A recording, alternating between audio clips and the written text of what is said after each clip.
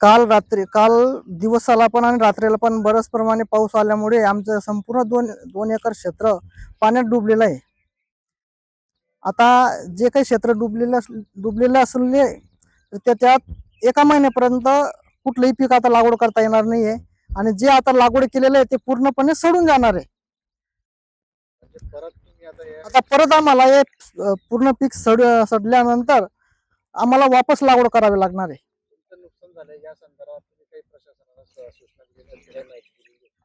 नाही, आतापर्यंत तर काही सूचना दिलेल्या नाही आहेत.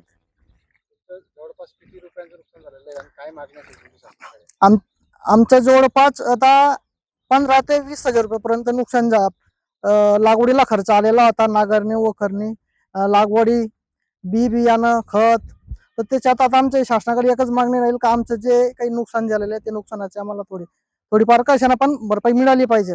आमच्याकडे शेतामध्ये नुकसान असं झालंय, कपाशी आमची पूर्णपणे खलास होऊन गेलेली अर्धी.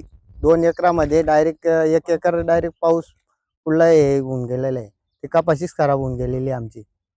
तर आम्हाला काही मिळायला पाहिजे ही जी आमची इच्छा आहे शेतकऱ्यांची. पाऊस आला ते भगवंताची कृपा झालेली आहे, ते बी आनंद वाटला आम्हाला. पण हे असं नुकसान होऊन गेलेलं आहे त्यापेक्षा आम्हाला काही मिळायला पाहिजे हीच आमची इच्छा आहे शेतकऱ्यांची. ही क्षेत्र आमचं 2 एकर आहे. 2 एकर मध्ये 1 एकर आमचं पाण्यातच आहे. हे 25 मेला लावलेलं होतं. त्याला जवळपास आम्हाला 10 ते 15 हजार रुपये खर्च लागलेला आहे पूर्ण क्षेत्राला.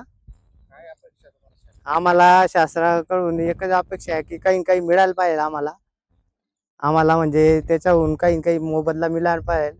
शेतीला जे काही खर्च लागलेला आहे तो थोडा मिळायला पाहिजे. असं बी आम्ही आता 15-20 दिवस त्याच्यात काहीच होणार नाही आमचं.